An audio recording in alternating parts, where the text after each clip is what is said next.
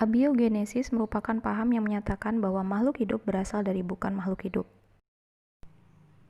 Biogenesis merupakan rival abiogenesis, yakni paham yang menyatakan makhluk hidup berasal dari makhluk hidup sebelumnya.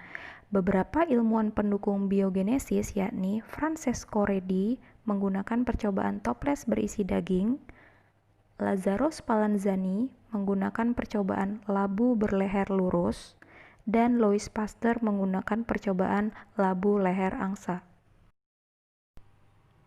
Evolusi kimia terungkap melalui percobaan Harold Urey dan Stanley Miller yang berusaha menghadirkan kondisi bumi di masa purba ke dalam perangkat percobaan mereka. Elektroda sebagai pengganti petir, kondensor sebagai pengganti hujan, dan labu Erlenmeyer sebagai lautan sop purba. Secara umum, teori evolusi melibatkan teori Darwin, Lamarck, dan Weismann. Pada teori Darwin, dahulu jerapah ada dua macam, leher panjang dan leher pendek. Leher panjang mampu bertahan hidup hingga sekarang. Pada teori Lamarck, jerapah hanya ada satu macam, yakni leher pendek. Karena sering berlatih mengambil dedaunan di pohon yang tinggi, lehernya berubah menjadi panjang. Pada teori Weismann, tikus yang dipotong ekornya pada percobaan perkawinan sesamanya hingga 20 generasi tetap menghasilkan anakan berupa tikus yang memiliki ekor. Terdapat beberapa petunjuk evolusi, di antaranya fosil. Paling lengkap adalah fosil kuda. Perbandingan anatomi, homologi, dan analogi.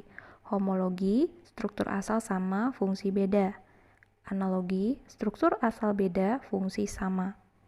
Perbandingan embriologi, perbandingan biokimia, ditandai dengan semakin banyak endapan presipitin yang terbentuk, maka semakin jauh hubungan kekerabatan.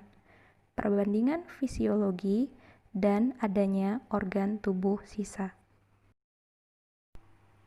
Hardy Weinberg menyatakan bahwa frekuensi genotip dalam suatu populasi cenderung tetap dengan syarat tidak ada mutasi, terjadi perkawinan secara acak, jumlah populasi yang cukup besar, tidak ada migrasi, dan tidak ada seleksi alam.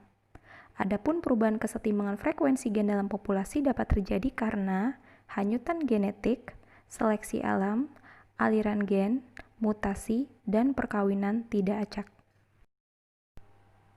Spesiasi merupakan pembentukan spesies baru yang dapat terjadi karena isolasi, domestikasi, dan poliploidi.